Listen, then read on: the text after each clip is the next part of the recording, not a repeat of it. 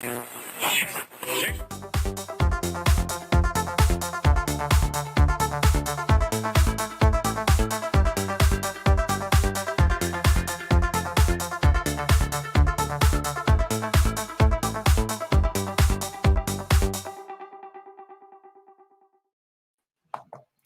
good evening, and welcome to the Midweek Fix call-in show on the LFC Daytrippers.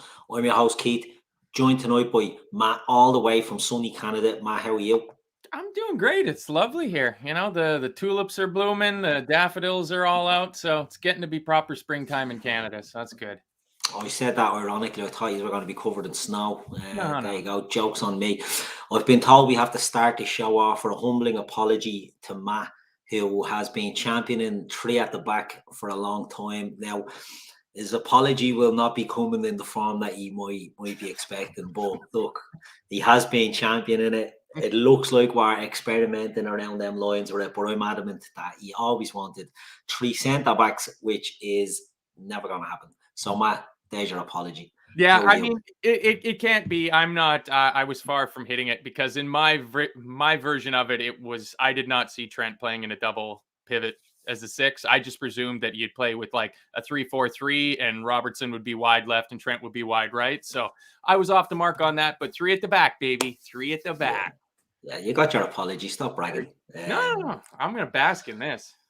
Good stuff. Good stuff. So look, folks, this is the call-in show. We're going to lash the invite into the chat. If anybody wants to come in, just click on the link and we'll try and get you onto the show. If you want to talk about all things LFC or non-LFC, whatever you want to chat about, Matt has given me a list of things we're not allowed to talk about. So we've been censored on anything to do with Trent's new position, Jude Bellingham, Fabio Carvalho, who else? Harvey Elliott, and Curtis Jones. So anything other than that. Yeah, I got a show tomorrow. Those are my topics for tomorrow. So if you want to talk about that stuff, tune in tomorrow night at the same time. For the viewer's voice, we'll be discussing those things. But I think it's going to be unavoidable that people are going to want to talk about how Trent's been playing because, I mean, it was something different and it certainly worked. So. Yeah, indeed. Look, I know we're joking, all joking aside. It's an interesting tweak into the system, you know, that looks to be bearing fruit, albeit over a small sample size. But before we do one, we won't talk about that specifically. But how did you think the game went the other night, Matt? The Leeds and Liverpool game. Were you happy with the performance? I mean, I'm happy that you're asking me in retrospect, not after the first 25, 30 minutes, because it looked like just another one of those, that first 25, 30 minutes. Like, it was better than some of our other away performances in the sense of we weren't being just devastatingly sloppy at the back. You know, they had that one chance from the free kick that, you know, maybe should have done a little bit better, but Allison's pretty good at covering those. But after that, we found the high gear and just absolutely put the pedal to the floor. And poor Leeds. I mean, yikes. They score a ton of goals. Like, they've scored like 40 some goals, most goals out of any team in the bottom half of the table, but they got to do something at the back there. Like, they should be ringing Big Sam up and getting him in just to do some defensive drills because they keep shipping. I mean, Melier hasn't made a save in the last two games and they've given up 11 goals. And that's doesn't matter how many goals you score. If you're giving up 5s and 6s, you're going to go down. Yeah, it's a hard one for them all, right? You know, it's a mad league this year because there's so many weak, as the so-called poor teams in there that, you know, it will be interesting to see who the three that go down are. So look, hopefully there's a turning for Liverpool. So look, anybody wants to come on, the link is in there. I'll post it in again as the show goes on. Ring in, give us a question. We say it all the time. Once you're respectful, that's fine. We'll have a bit of crack. We'll have a little bit of a chat. And we have somebody waiting to come in now. So we do have Paul Smith. And I'm going to bring Paul into the chat. Paul, how are you? All right. How are you, mate? All right. I'm fine. How are you? I'm good. I'm good. Yourself? Long time listener, first time caller. Yes. Well, you recognize it. Yeah. Yeah. How's things? How's things? Yeah. Oh, I'm fine. I'm fine. Right. What do you want to discuss? Right. This position of director of football. Yeah. Who do you think we should get in and what should his remit be? Matt, do you want to go with that? Yeah, I mean, I think it's really hard to say because it's how do you quantify how good somebody's been in the job? You know, before Michael Edwards turned into an absolute genius in the transfer market for Liverpool. I don't think anybody would have known his name or anything like that. So, I mean, some of the names being bandied about, the guy at Monaco seemed like he was kind of a hot favorite for the job, but that's kind of cooled off since then. I just don't. I don't know. Like, what are the qualifications that are good for the job? Like, you need somebody that knows how to wheel and deal, that has a lot of connections and things like that. So in terms of picking a name, it would be tough to say. I would say what Paul Mitchell, the shampoo guy at Monaco, would probably be top of the list because it seems like he's kind of in demand for the job around Europe. But in terms of their remit, it's got to just be, for at least the next couple years, go to Jurgen Klopp and say, what do you need?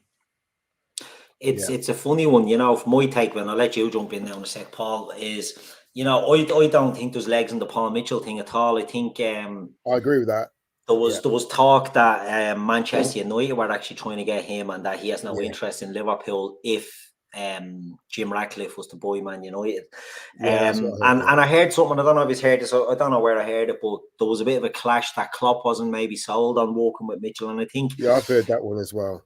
You should always look to have a director of football and coach in sync. Now, ideal world, it should be your director of football.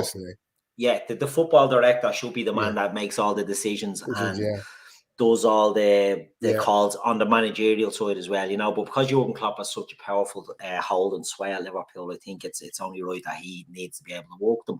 The latest one being linked is your man Tim Steudten, that was at Bayer Leverkusen, and he's very interesting. And when it comes to remit, I think the remit of any sporting director now at Liverpool should be to be able to provide players, to find players that are on the cusp and get them at good deals for Liverpool. And people don't always like that. People want the finished article. People want to pay the big money. I don't. I want Liverpool to have a big signing, but to unearth the gems and get back to that. So ideally, I think any of the lads that are working in the, you know, in the Bundesliga, I think are excellent track records, are people that are connected with Red Bull. I think the Portuguese league and also the Italian league is probably even better. Yeah, because they can unearth the gems you get in South America and France. It's not just Germany that you need to go to. I'm saying, I will go for the Benfica mob, or the guy from Porto, Sporting Lisbon. Yeah, those three clubs. Udinese could be a good place because of their track record in South America. Rui Costa, right, is at Benfica now. Yeah. And I mean, he impressed me when he said at the start of the season, if Enzo Fernandez is going, he's going for the full value. Yeah. And then all that pressure came on him, and man, he dug his heels in, and he got the full sticker price for it. So I mean, that's impressive. Yeah, they know how to scout. They know how to scout as well. And it's not just on analytics or stats. It's also sending scouts to actually look at the player, or what they call the eye test. It's using the eyes rather than just, And I think there has to be a fine line, doesn't there? There has to be a balance between that, because look, we're in this modern age now where stats and data is playing a key role in all this, but it can't be that alone. And I do agree. And look, people think you can be overly critical of someone like, let's say, Naby Keita. Naby Keita gets a lot of stick from Liverpool, and he's the infuriating thing for me is that he shows up so well on stats and data and graphs and things like that. Yeah. But he never really passes the eye test for me. Now, that's not to say that he's not good. It's just that I don't, obviously I see what he's doing. I know what he's doing for the team, but it's not something that you're looking at and you're thinking it's jumping out at you. So there is a fine line, but it'll be interesting to see what way they go with that, because there has to be something that Matt, you touched on there, was Rui Costa, the way he sold at Benfica. And I think Liverpool have to get in to a recruitment team and structure that will sell as well as buy. We have to get back to selling well and buying well. We've let too many players run down their contracts, and it's been a waste of money. We've lost a lot of money by people allowing people to run down their contracts. Too many big players. Yeah, too many big players. Yeah. Here's a follow-up question. I'll put it to you, Paul. Do you think that FSG and Liverpool as a whole need to look at getting a feeder club? because That would be a good idea. Yeah, City are doing it very well at the moment. Yeah, because like, you know, everybody says like, oh, we got to be going and getting the guy that Brighton's going to get to replace McAllister or replace Caicedo. But if you look, we've got a couple players like that, and a lot of our fans aren't very happy with Fabio Carvalho, with Harvey Elliott. You know, oh, they're not good enough. They're not good enough. No, it's not so much that they're not good enough. They're just not old enough. They need to be able to have the minutes.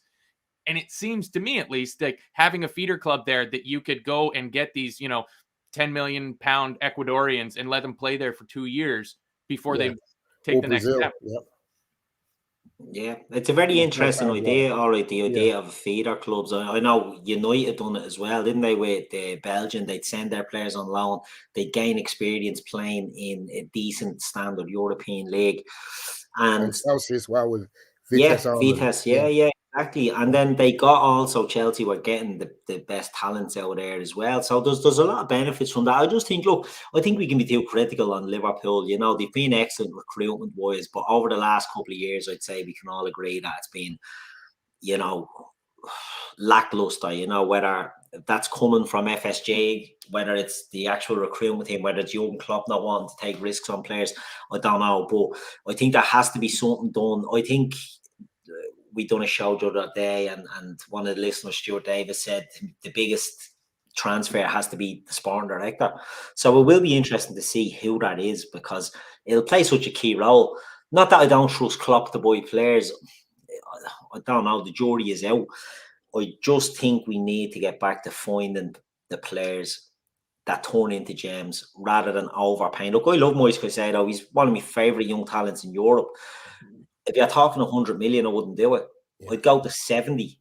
And that's even outrageous. And people say, what's the difference with 70 and 100? Like, I just think when you're putting that pressure, you look at Enzo Fernandez at Chelsea, he's a £100 million player.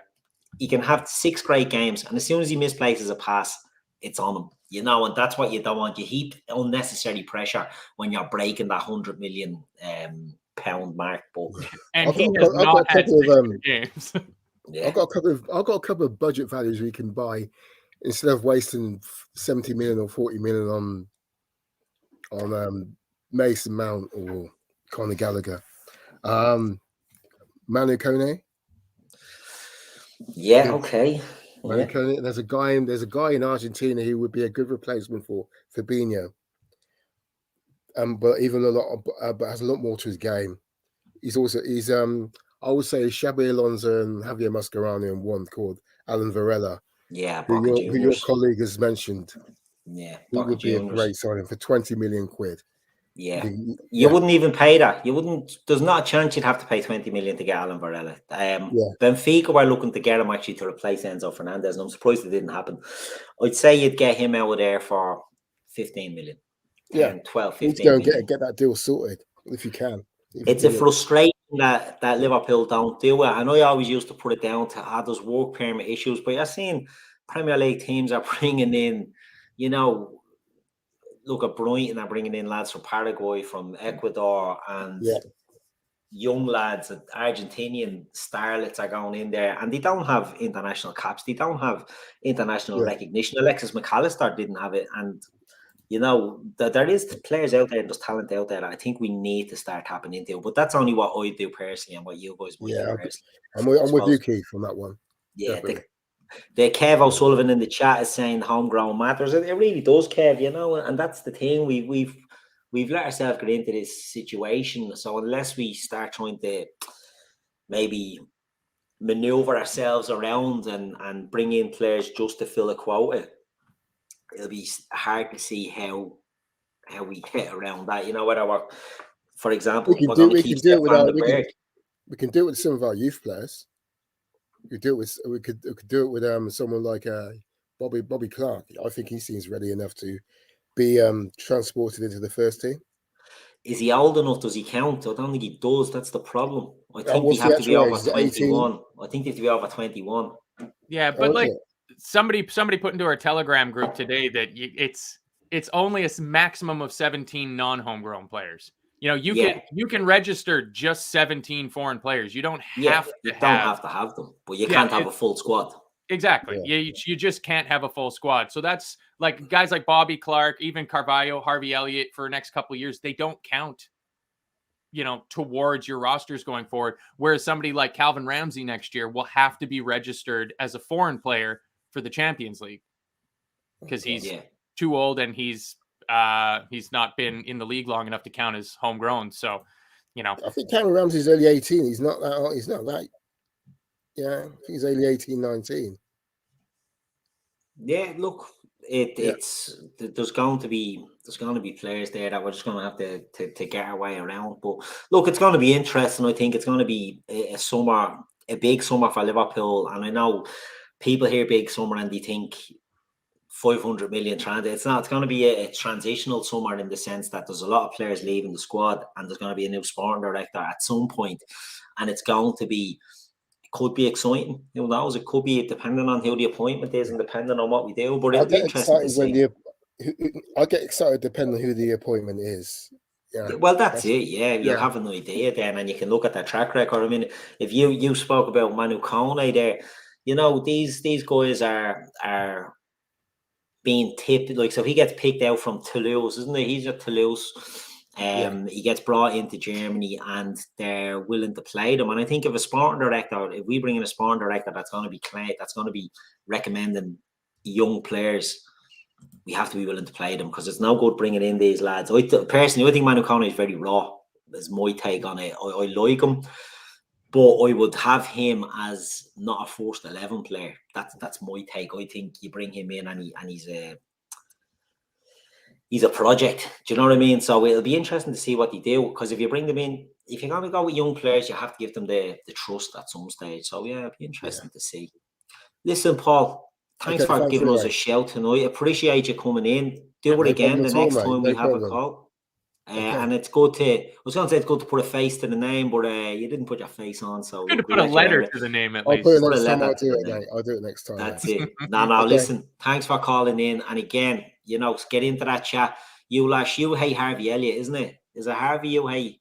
I'm not a big fan now, to be honest. I prefer Curtis. I've got nothing personal against the guy. No. I didn't mean hate is a strong word. Yeah. I mean, you do give Harvey the stick and you like Curtis. Look, Curtis is a good player as well. Yeah. So good to have you calling in, mate. And do it again soon. Take care.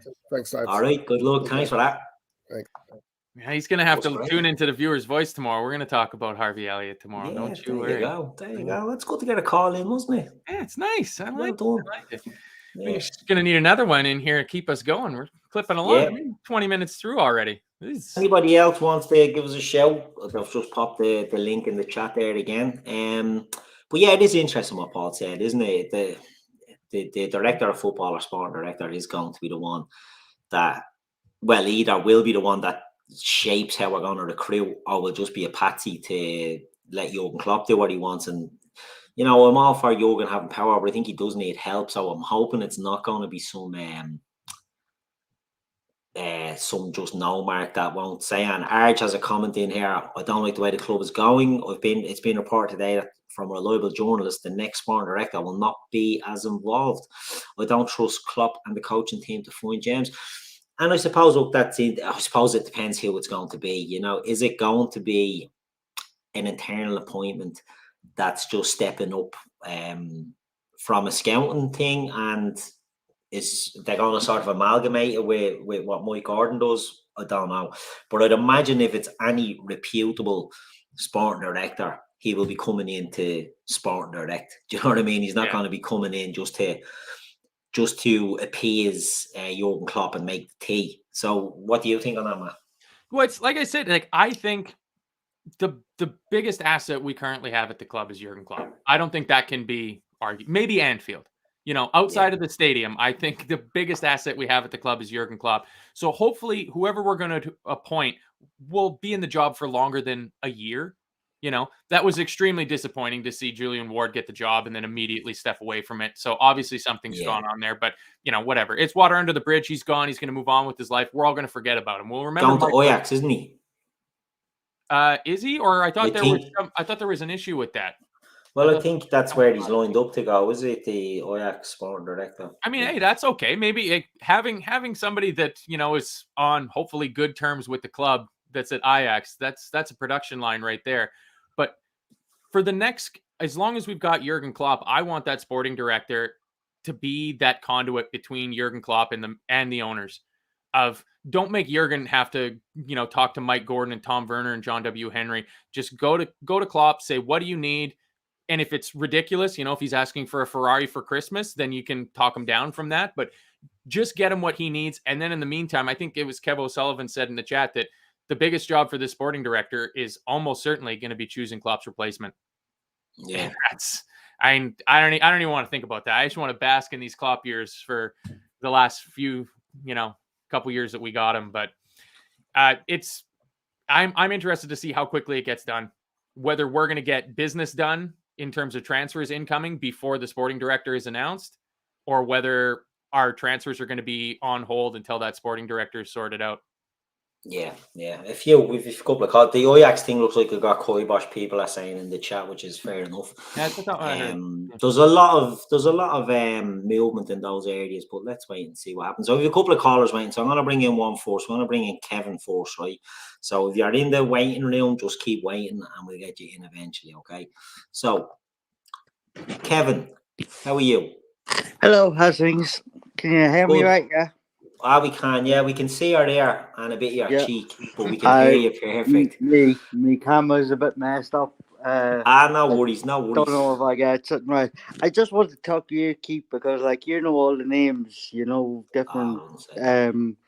different superstars around the world. You're into like the African football and the South African football, and names. And I was just thinking, like, one of the biggest myths in football is actually Borussia Dortmund.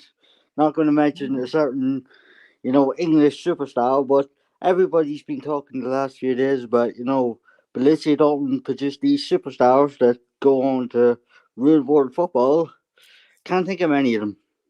Like, Lewandowski, world class superstar, and everybody would love to have him. But if you look at the rest of the list of these youngsters to produce this or world class superstars, not many of them make it.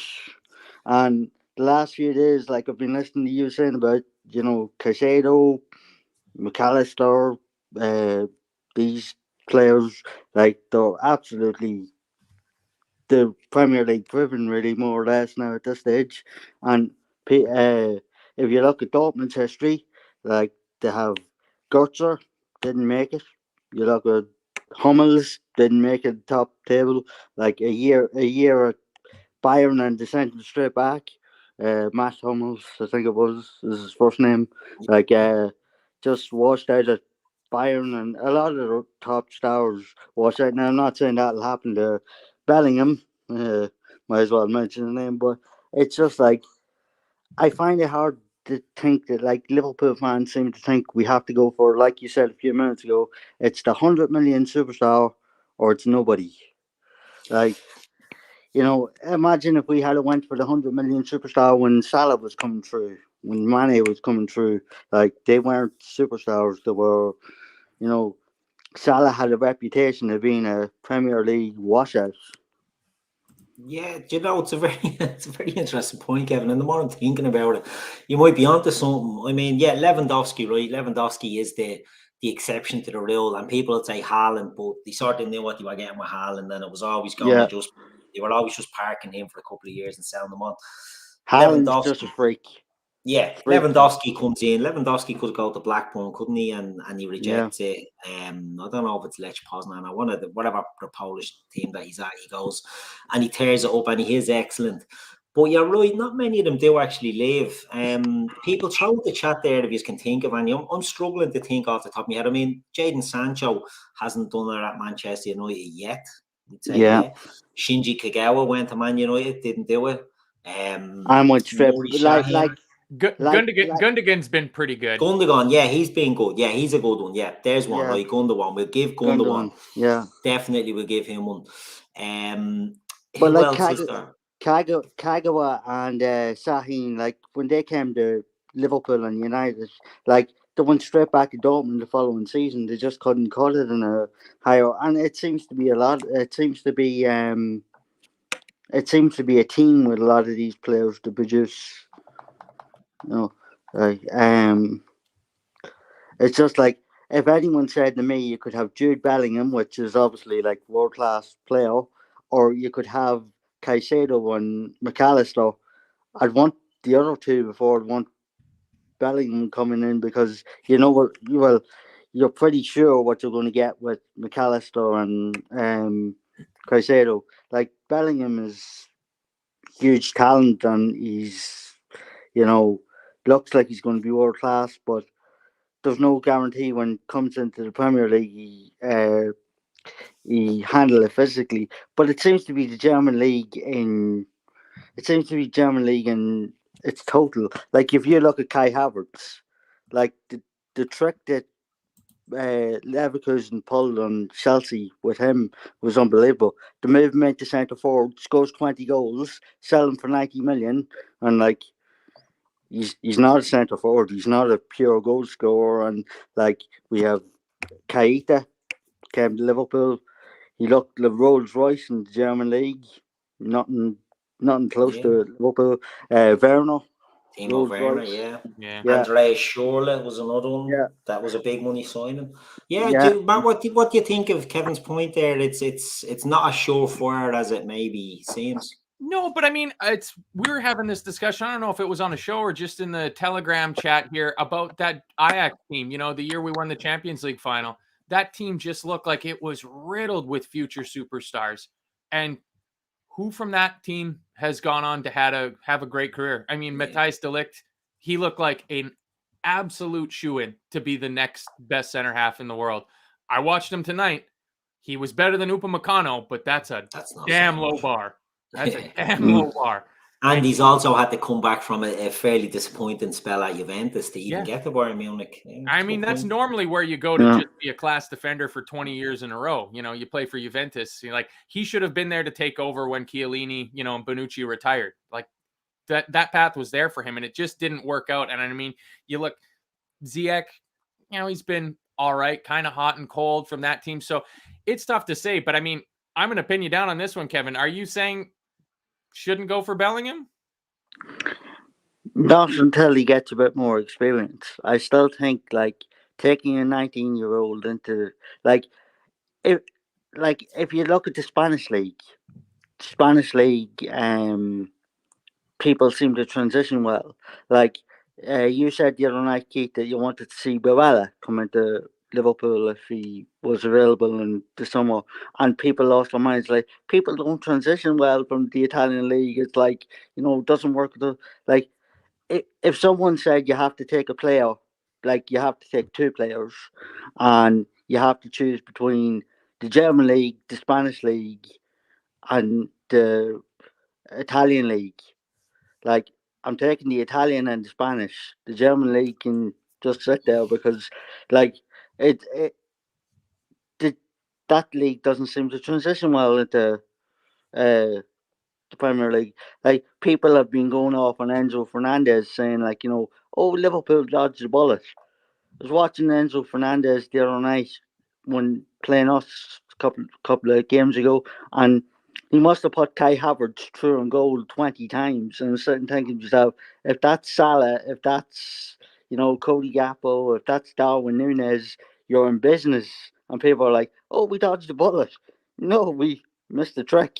Yeah, you should be a Liverpool player. Indeed. Listen, Kevin, thank you for calling in. We've got about 7 people waiting to come on. So thanks very much for the call, and we appreciate the input. And I think you've got me thinking. And anyway, I'll be going through the list of all these Dortmund players and poo-poo on them as we speak. So listen, thanks very much. Really enjoyed the show, and love all the football knowledge. So it's great to talk to you. No worries. Listen, take care. See you. Good luck. Bye. It's absolutely jammers in here tonight. I know, it's just queuing up. What a time to be alive. Let's bring another one in. Gav makes it seem like nobody ever wants to call in. The metal man himself. Mac, how are you? Oh, how are we? Are you good? I'm not too bad at all, yeah. Just back to work. Had a few days off last week, so bragging, get you nowhere. Like a bit of time. I'll go to the pub in the middle of the week's great crack. Well, there you go, yeah. There's a lot to be said for it. A lot to be said. Gar, how are you? What can we do you for? What's your question? I don't know if I should ask a football question or should I just ask whatever you want. So should I talk about something else? Sure, random. Give me some random. Here's a discussion we were having last week. does the cure work? Now, I'm not talking about the band. The band are great. I love the band. But this idea of going for a pint the morning after you've been... Oh, yes. My You know, man, love you. when you're so hungover that you can't even fucking straighten up. You can't even stand. The last thing you want, in my opinion, the last thing you want is a pint. Yeah, I'm of the same opinion. I don't believe in a cure or whatsoever. I'm dreadful. Like, you have a skinful of drink, I just have to get up, get on with my life. The thoughts of having a drink then, even if I'm on a stag trip or a lads one and all that, I'll be going up to the bar the next day and I'll be like, yeah, I'll have a pint. Shandy, make that a shandy. Make sure it's 3/4 lemonade and 1/4 of alcohol, and I'll be sipping over it because I have no good with that. Yeah. Matt, what's your take on the hair of the dog? I think there's two ways of doing it correctly. There's a classy way and an absolute trash way. The classy way, mimosas always work. A couple weeks ago, went and visited some friends, champagne and orange juice, first thing in the morning. Yeah, we went to visit some friends I don't get to see very often. We went on a bit of a bender for about 4 days and, drank hard into the night and got up early in the morning, and just start with the champagne and orange juice worked out great. The other option, which is a lot more white trash, I did this the other day. Woke up in the morning, nursing a terrible hangover, cleaning up the house, found a half-empty beer from the night before, put that away. Boom. I was good to go again. It was great. That is extreme trailer trash. I know. I said it was trash, but it took the edge right off and I was ready to go again. So, and I mean, it's baseball season over here. So you got to be willing to have a beer pretty much 24/7 because there's always baseball on, and baseball and beer go together so perfectly. Yes, the game's going for about 5 hours. No, they got to cut down now. They made a bunch of rule changes. They're knocking games out 2.5 hours. A nice brisk 2.5 hours. Gar, what do you think? Is it work or does it not? I've tried it. I've had some pretty horrific hangovers in my time, especially in Spain a couple of years ago on a stag do, and the last thing I wanted the next morning was a drink.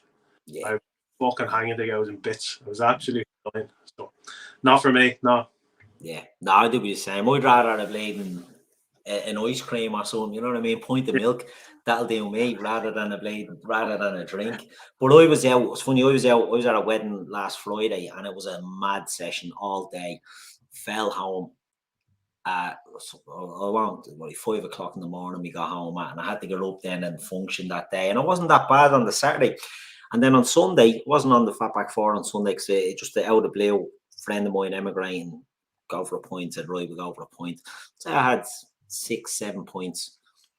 Could not lift me head the next day. I was in a heap, so it just hits me different day, different sessions can hit me differently. So the last thing I'd ever want, even that, a 2-day gap and the thought of drinking on the Sunday was like, oh, for fuck's sake, not again.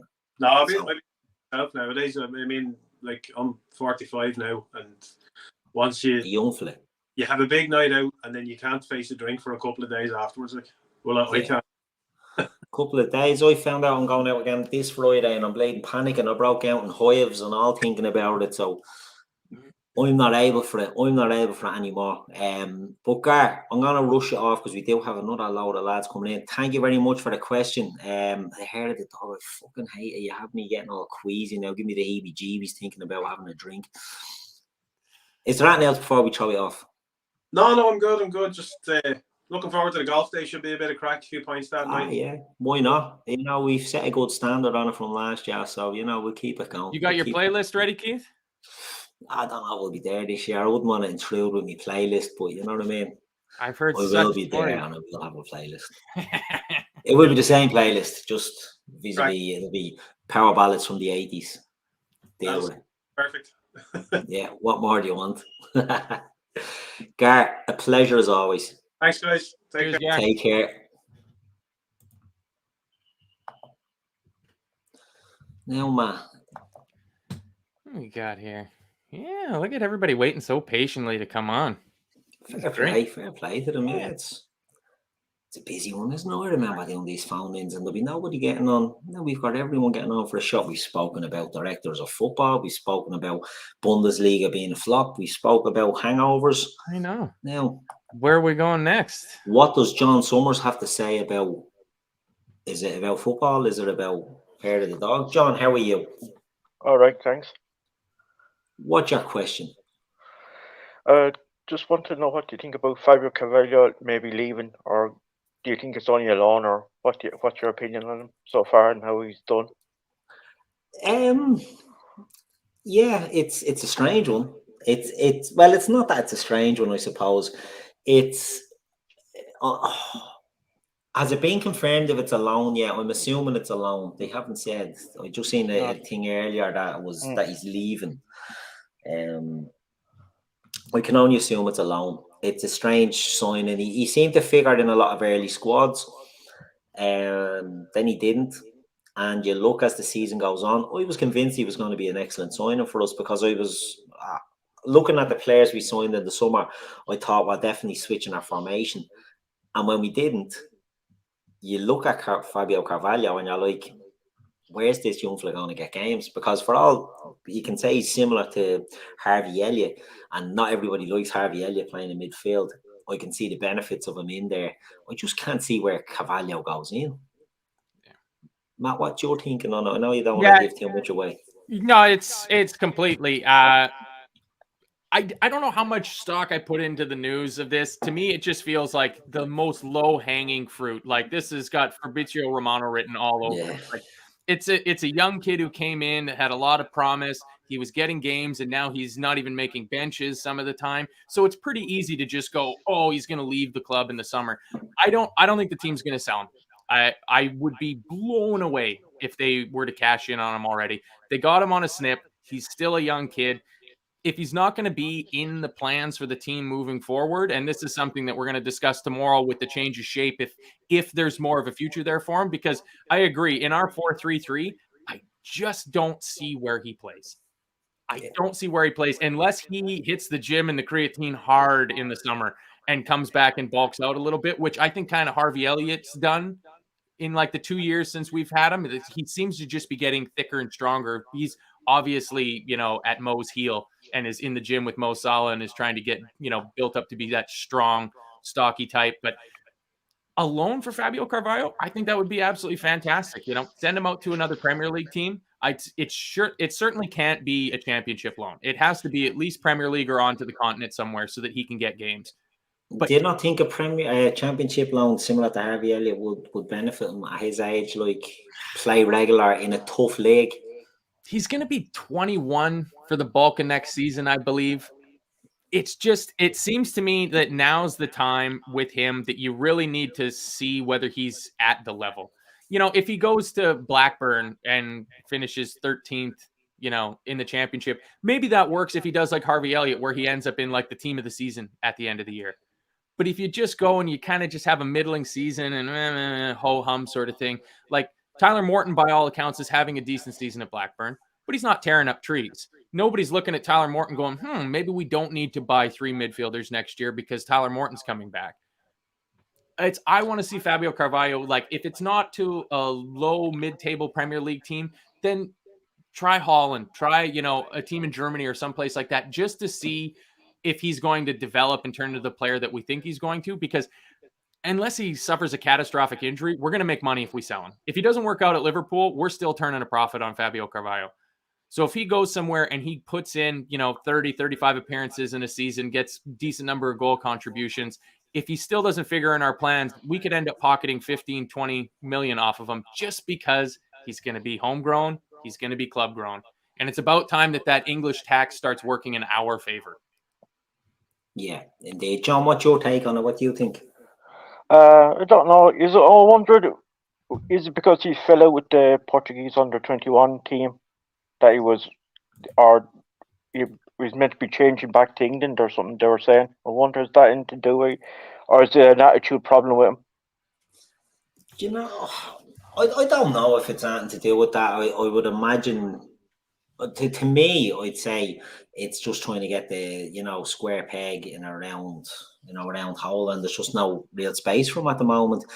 The worry I'd have is loaning him to the Premier League team, is if he doesn't get into the team, it's counterproductive.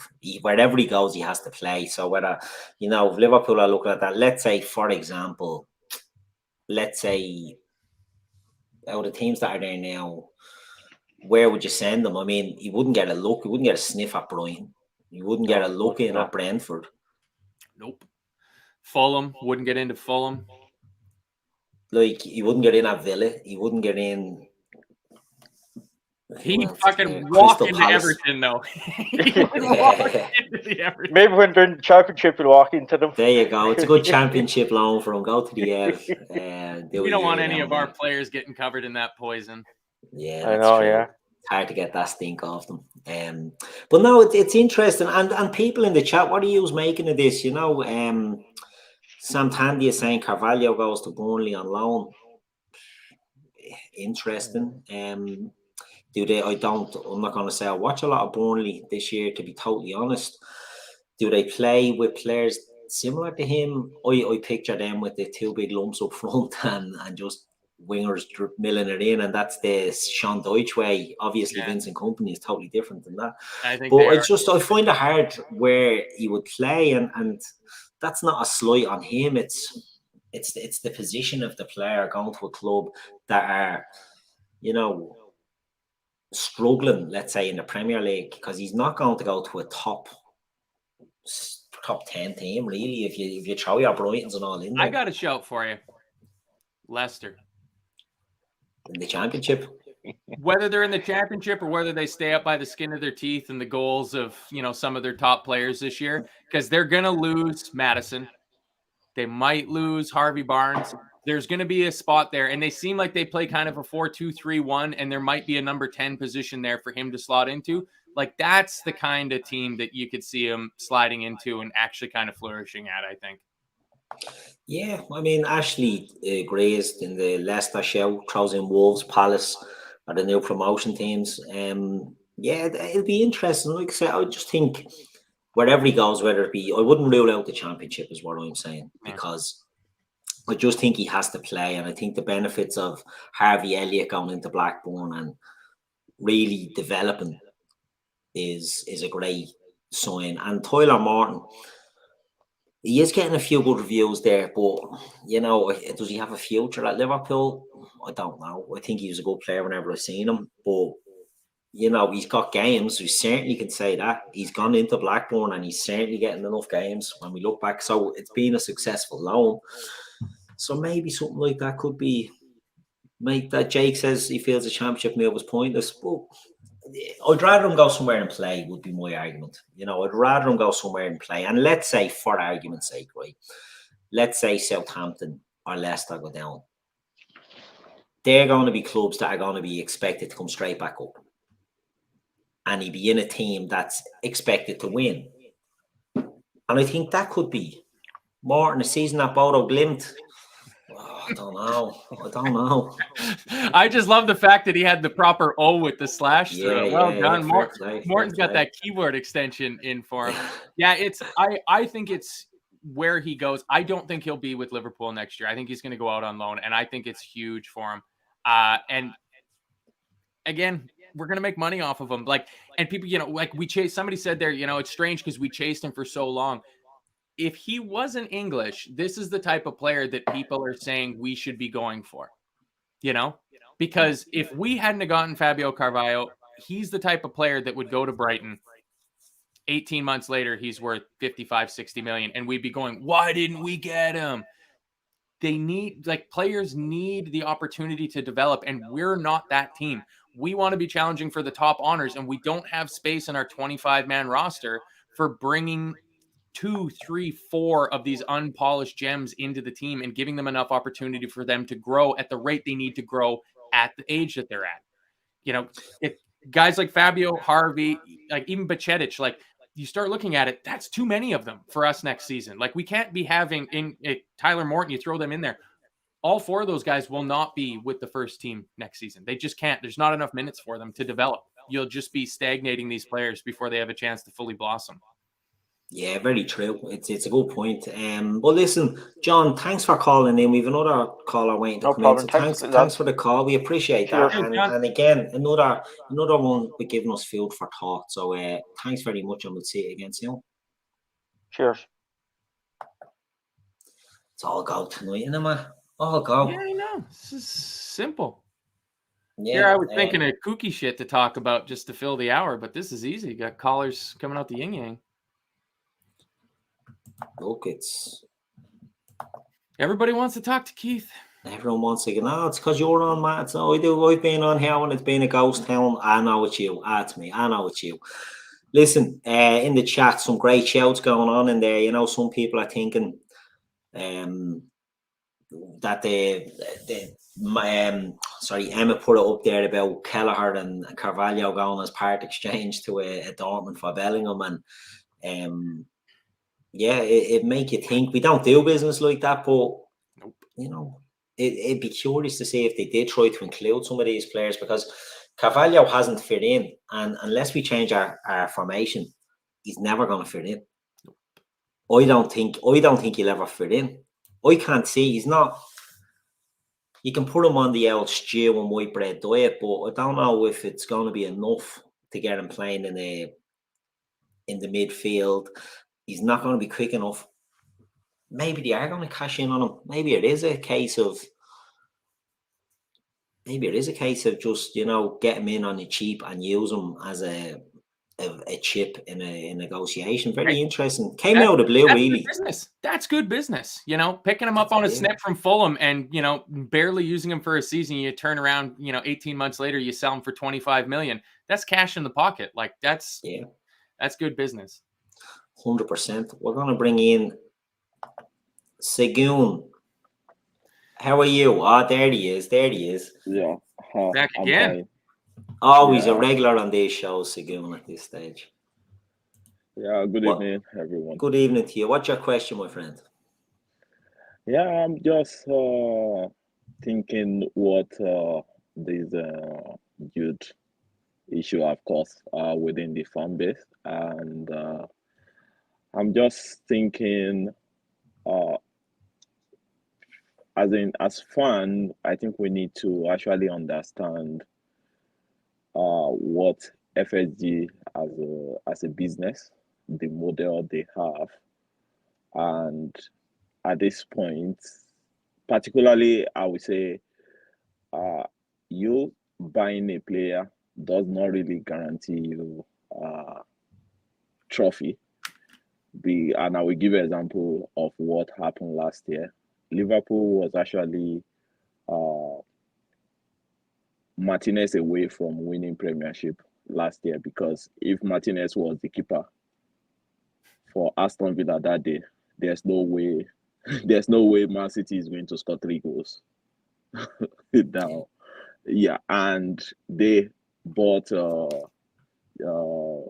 this guy from Grealish, 100 million.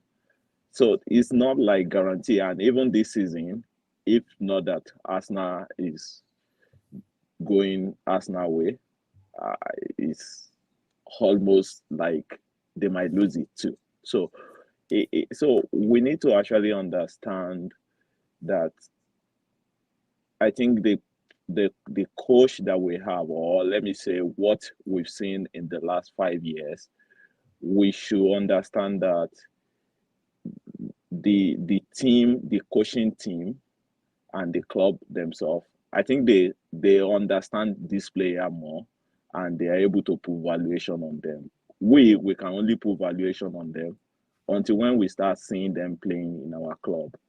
There are people that are very good in another club, but by the time they get to another formation, they are not performing. We've seen in Chelsea, we've seen it all over, right? So I think for me, we need to just base our judgment on what is happening right now. And sometimes I find this so hard this season because to actually tune into the after the game show, because most times he always turn to transfer discussion, which is not it's not interesting to me. Why can't you just analyze the game based on the who played, how they played?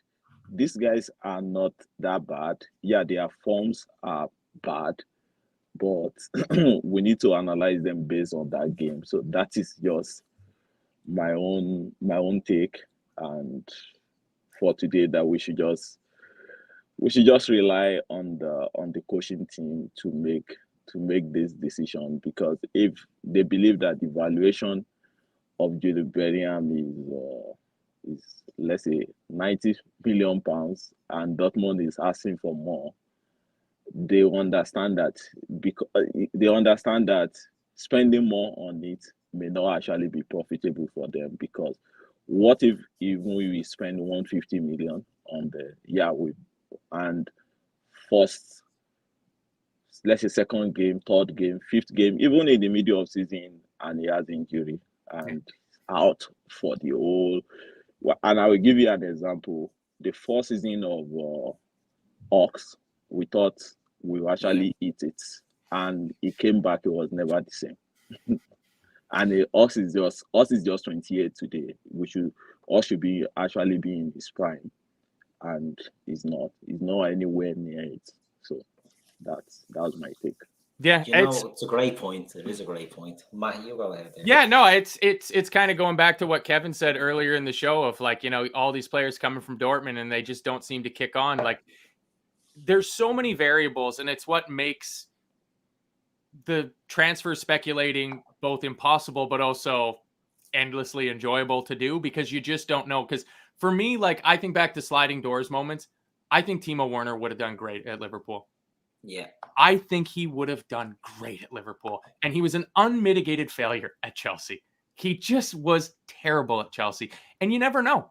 And I mean, for like the sake of his career, he must be sitting there wondering, like, if I had just not taken that extra 30, 50 grand a week, whatever it was that Chelsea offered, would my career be in a better place? Would I be a shoe-in for the German national team for, you know, a home Euros coming up sort of thing? Like, all of these things come through, and like, you just never know. And that's why, like, if you look back on it, like, the question I would ask is, like, who of the midfielders that were signed in January or in the summer, which of those midfielders scream to you that they would have cured our problems this year?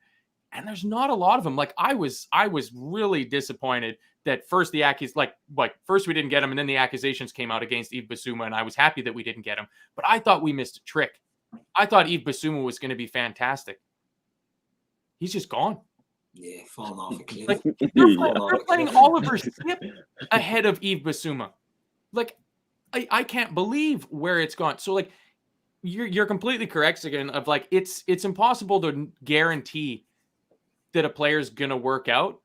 The caveat I'll put on that is, I think as close as you're going to get to that, with the exception of Erling Haaland, because the dude is a robot who's going to implode under the weight of his own body by the time he's 27. I think the closest you're going to get to that is Jude Bellingham.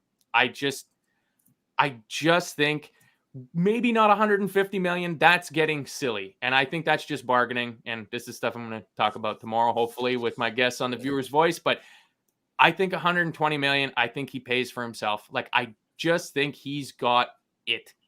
And the big thing that nobody's said, and I was going to save this, but here's a little sneak preview, is at some point we need to replace the leadership of Jordan Henderson. And I think Jude Bellingham is that. And that's something you can't quantify. It's also why I'm somehow in a year have completely come around on the idea of Declan Rice. I think Declan Rice would be wonderful at Liverpool. I just think he would be absolutely wonderful to take that Jordan Henderson role, because there's one thing that Jordan Henderson is for Liverpool that Jude Bellingham will not be, and that is a fucking whipping boy. But you know who could be a good whipping boy, because he only passes sideways and backwards, is Declan Rice. Yeah, don't give me that Declan Rice. No, not having him. But you know what? I think it's, again, just on your point, I do agree with you, to be honest. I think, you know, there has to be a little, you can't solve all your problems by just throwing money at them. And anything that, you know, you use Oxlade-Chamberlain as a great example. Kev threw in Diego Carlos at Villa. What was his first game or something? He got injured. Yeah, you know, and you put this money in, and not only when they get injured, as you touched on, they don't come back the same player. You know, a bad injury, and they just do not come back the same player. But yeah, Jude Bellingham would be one that I would. The thing I've always said about it is Liverpool must have known what the price was or was going to be. And the fact he walked away, I don't know how they've been frightened by a price unless it's higher than is being reported, unless Dortmund are really looking, or whether Bellingham is willing to stay on there, or the wages are being offered elsewhere that's going to blow Liverpool out of the water. I just can't understand how you can track a player for 2 years, knowing like every dog on the street knew what the price was going to be, ballpark figure, and they thought they could get it done cheaper. You know, it's crazy. I think they probably, maybe there was this change in position from Dortmund end, and they don't think that they really want to do that, because it's not, as in for the I think the club leadership came out, was it the club president that said that yes, yeah, Liverpool is good, but we are not just going to dash Jude to them. So that means there's a discussion, as in this discussion is, even if it's informal, but at least there's a discussion between the Liverpool and the thing, for whatever reason that is making them to say they want to move away. Then I really don't know. Kev says 95 million euro to him is very fair for someone with 2 years on his deal. In normal circumstances, I would say more than fair. I would say that, but unfortunately, we are dealing with a because I think if we actually spend 90 million on Darwin, I guess Liverpool is not going to shy away doing that with Jude. But for whatever reason, if they decide, and the number one for me, is actually very hard to believe anybody, even the Liverpool, even Klopp. Sometimes whatever he's saying is hard, because, for example, is the Thiago's case. As in Thiago, everybody think that is not going to happen. From nowhere, and bam. So so because for whatever reason they can resolve the issue between the two of them, or the three parties, and it can come. And I wish it will come, so that we can, at least the fan base, we start, maybe we will believe at the beginning of the season that we are going to do good, because I can tell you, even if we draw the first game of the season, the excuse will be within by June. Look, watch this space and we'll see what happens. Joe Bellingham will be wearing the number 22 at Liverpool next season. He's taking the 8. Your head is shake. He's wearing the 22 since he's been a kid. That's his number. Listen, Sigun, thank you very much for calling in. It's a pleasure as always. We appreciate that. And all right, thank you for having me. Yeah, take care. That's easy peasy. Look at that. That just flies by. There's an hour done, man. I know. I bad news for Sigun. If he doesn't like transfer tittle tattle, the summer is going to be a real tough time for him, because it is going to be there is going to be transfer speculation shows just constant. It's going to be ridiculous. So looking forward to them. It really will. So before we finish, we'll just say the show is brought to you by bookmakers.com. All your gambling needs, if you're not into gambling, do so responsibly. But if you're not into it, it has a lot of other stuff, and Gav is doing podcasts with them as well. So get on and check them out, hit subscribe and a like and all that good stuff. And for all our charity stuff, the women doing the marathon, the link is in the description, all that. The golf day coming up, all that information, you'll find all that on our social media pages and things like that. We're going to be pushing with that over the next few weeks, just to try and get it as close as we can. As Gar touched on, the golf day, that'll be on in June, and again, we'll all look forward to that. Matt, that was good one. That was an hour. Yeah, solid hour. That was fantastic. Like I said, Gav asked me kind of last minute if I could fill in for him on an emergency basis. I was like, shit, I didn't realize we were going to talk about Liverpool. I got this kind of confused with his and Birdie's just random chat. So I was thinking about random things to talk about, but I can keep those for the back burner, save it for another show. So hit me with something random. All right. Good. I'm so happy you asked, because I've been thinking about this. All right. So are you familiar with the Terminator movies? Yeah. All well, right. No, whoa. Just the first two. Just the first two. Yeah. The first two. The rest of those are they're fun drivel. All right. So at the start of both of those movies, when the Terminators come back through time, they kind of end up copying the style and mannerisms of the first people that they meet. So in the first one, it's the three punks that are hanging out by the telescope, and then he's got the punk stuff on. And then in the second one, he's at the biker bar, and then the T-1000 copies the cop. And I just got to thinking of like, what would have been the funniest situation for the Terminator to have traveled through time and landed in? And I'm thinking like Cowboy Bar, that the Terminator rocks up the first time and he's like, howdy. Like a line dancing type of Yeah, something like that. He's got a big 10-gallon hat on and like 6 shooters with it because he thinks that's what all humans act like in 1984. It's just feels like there's so many different possibilities there that he just happened to hit these cool punks and these awesome bikers at some biker bar. Yeah, he done well, didn't he? Like the leathers and all that, and the bike and everything. Yeah, he looked cool. Like he could have just like landed in the middle of like a bicycle peloton, and then he just shows up with like spandex suit and some weird, wind tunnel helmet on, sort of thing. Yeah, like Paul Giovanni, an East End London pub. Yeah, that could be interesting. Kev O'Sullivan and Martin going for the Blue Oyster Bar from Police Academy. Yeah, Abo the third disagrees with me. He says it's a strip club. It is definitely not. It's a biker bar because he says, "Give me your clothes, your boots, and your motorcycle." Come on. Yeah, but that's it's not a strip club. It's a biker bar. He could have landed somewhere else, and he could have got. Do you have lollipop ladies over in Canada that stop the traffic for the kids to go to school to let them cross the road? Yeah. Look, he didn't land on a lollipop ladies convention. Yeah, it just he shows up with a high-vis coat and a hat. That's what he would have been less intimidating, I'd say. Less intimidating. Chris Golding says the famed Dance Academy arose at the paddock during the Grand National. Yeah, get in the line for that. We've got Nigel saying Matt's a film buff. I like what I like. Yeah, it is. And who doesn't like the Terminator movies? What did you prefer, Terminator 1, Terminator 2? Terminator 2. 100%. I mean, to be fair, the best action movie going is Aliens, the sequel. It's absolutely perfect. I prefer Terminator 2. Yeah? Nah. Yeah, I prefer Terminator I think Ellen Ripley beats up Sarah Connor in a fight 10 times out of 10. So I don't know. I don't know. Actually, I take Sarah Connor. She's a bit of a badass. But Terminator 2 did have You Could Be Mine by Guns N' Roses in it as well. And when I was 11 or 12, whenever that came out, that was the biggest thing since sliced bread. So it wasn't even the movie. The movie generated loads of, what was it, 91, was it, when that came out? I think 91. 91. So I was only 10, 11.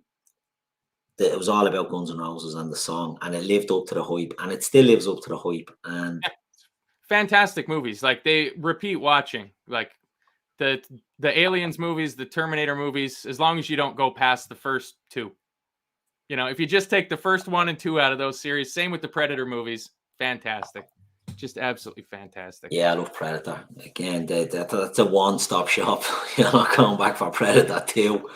Predator 2 is a solid movie. I saw somebody mention, this is where this came from. I went down in a little bit of old 80s, 90s action movie rabbit hole because I saw somebody on Reddit said that, like, Predator 2 is actually a good movie, and I hadn't watched it in years. I went back and watched it. It's a decent movie. It's pretty shit. It's compared to the first one. The first one's it's up there with the first one's amazing. Yeah. But the second Nigel, you went a totally different realm with the Deer Hunter. I mean, I like the Deer Hunter, but you got to sit through an hour and a half Polish wedding before you get to the Vietnam War, even in that movie. So. It's heavy going. Yeah. Mike McCardle loves Alien 3. It's a fantastic, super underrated movie. It's a great movie. There you go. And the guy in that movie is a murderer. Oh, there you go. Who was it? Charles S. Dutton. Oh, yeah, Charles Dutton. Yeah, he was an actual murderer. Chris Golding, Arnie turns up in E.T.'s closet. Yeah, he might not have rocked the intimidating stuff there. Avo the Third is begging to be banned from the chat forever by saying Prometheus is the best alien movie. That's never even heard of it. It would be like the 5th, I think, alien movie. It's just, I was raised on these movies, and that movie is trash. before we go, right? Really, before we go, Paul Giamatti throws in a cracker. If you could only watch one movie a month for the rest of your life, what would it be? Easy for me. Best movie ever made, Lawrence of Arabia. I'm going for a different tact. And it was mentioned in the chat there just not too long ago. Police Academy. What a series. Yeah, name me a better franchise than Police Academies. Okay, number 7 when they go to Moscow probably lets the side down. But 1 through 6, whoppers. Great. Police Yeah, I'll take it. The Police Academy box set. We'll have that. Horrific. The Police Academy box set put end to end is about as long as Lawrence of Arabia, so it's yeah, well, it's, there's much more going on at Police Academy. Or we could go with Revenge of the Nerds. Did you ever see Revenge of the Nerds? The box set of that 1, 2. I think there's about 4 of them. So that's what you're going for. They don't hold up well in retrospect using modern parlance. Some of that. I only watched it the other day. It's actually all right. I mean, he does rape that girl at one point. So, yeah, but it was the 80s and it was fun. Jokes. It's absolutely when you look back at that sort of stuff, you see the stuff in movies now, and it's what they got away with. Some of the biggest films of all time as well. So, Dumb and Dumber, Smokey and the Bandit, Zatoichi, Jesus Christ, Ace Ventura, Naked Gun. Some great movies, great shouts going in there. Jason Bourne, that's a bit heavy, isn't it? I like. Although you're going for Lawrence of Arabia, so it's probably not too heavy for you. Some good Canadian content. Leslie Nielsen, Jim Carrey. Yeah, Canadians. There you go. Canadians. Derek T's going for Leon. Emma Cavanagh going Back to the Future. I love Back to the Future. Love Back to the Future. It's my favourite movie. It's overrated. It's what? As overrated as Ghostbusters. Back to the Future? Yeah. Love it. Yeah. Love it. Yeah, some great shouts in there. And I love these little questions because someone will throw in a film that you haven't watched, and the likes of Naked Gun, haven't seen it in years. Now, I've no doubt I'll watch that, and also had a murder in it as well, allegedly. Really? Yeah. The Juice. Oh, yeah. Allegedly. That allegedly is doing a lot of hard lifting there. Allegedly is doing a lot of work on that one. Robert McGuire. Oh yes, one of my favorite movies. The Good, the Bad, and the Ugly. It's a long old slog, that one, and it's about 3.5 hours, but I love it. Great fun. I just watched Tombstone here not too long ago. What a movie! What a movie! Quality. Yep. Emma Cavanagh, Apocalypto. I'm assuming he's messing with that because that's a bleeding. That's a good show. It's not easy watching that. No, it is not. But that's a good movie. FBE 710, going for Adam and Paul. That'll be one for the Irish audience. Bertie, Dirty Work. Sounds like a skin flick. Norm MacDonald, Canada's Greatest. That's a funny movie, that one. Was that Dirty Work? Yeah. Starring Norm MacDonald. Yeah. Yeah. That's a funny movie. If you haven't seen that one, you'll like it. Norm MacDonald again. Another funny Canadian. He died a while ago, didn't he? Yeah, last year, COVID or something like that. A few years probably. Nigel is saying anything with Robert De Niro. I don't know about anything. Meet the Fockers 3? I mean, no, they're not too bad. He was in Rocky and Bullwinkle and all some mad shit, wasn't he? Yeah, he was in some mad shit. Heat's always good. You can always throw Heat on. That's a good 3-hour action movie. Yeah, Morton knows. 3 hour of action is, I don't know, it's not a bit much. Pacino, De Niro, Val Kilmer, Tom Sizemore. Oh, that's a banger. Yeah, it's a good film. I so much prefer, right? 3 hours is a bit bleeding and much of an investment, isn't it? I prefer like Taken, an hour and 20 minutes or whatever. Well, see, I'm not watching like Lawrence of Arabia. I'm not going to sit down and watch it in one sitting. Like, I'm not going to the cinema to watch these things. I'm watching them at home. I got a 70-inch TV. Yeah, I can watch a movie over a course of 3 or 4 days. 2 months into your Lawrence of Arabia for the rest of your life, and you're going to be like, what the fuck was I thinking? No way. Keith's over there watching Police Academy 4, and you're there watching Lawrence of Arabia. I don't know. Look, we'll call it a day on that one. We'll leave it there because we'll be here all night. That's right. Good show, Matt. It was good getting all the callers in. We were quite busy, so we had who we got? We had Paul, we had John, Summer, John, we Kevin, had Kevin, we had Carmack. Garmac. Yeah, good 5 calls, and we had actually another 1 or 2 in there, but they were probably sick of waiting, so they jacked it in. But look, we'll do it again. We'll get another show again next week. I love the call-ins. I think they're a bit cracking. You can go any way you want with them. Yeah, no kidding. Once Upon a Time in America with Emmett. What a film. Yeah, what a film. The old when they're in the hearse scene and that, you know, that one when it was a Robert De Niro or Jimmy Woods, one of them only gets out of prison and your woman's lying down in the coffin, jumps up, little coming home present. What a film. Right, we'll leave it there. It's been a pleasure. I've been your host, Keith. He's been my sidekick, Matt. Do you like that being a sidekick? Yeah, I'm okay with that. I'm hosting tomorrow night, so there you go. You'll be the boss man then. We've been the LFC Daytrippers midweek fix call-in show, and we'll see you all again soon.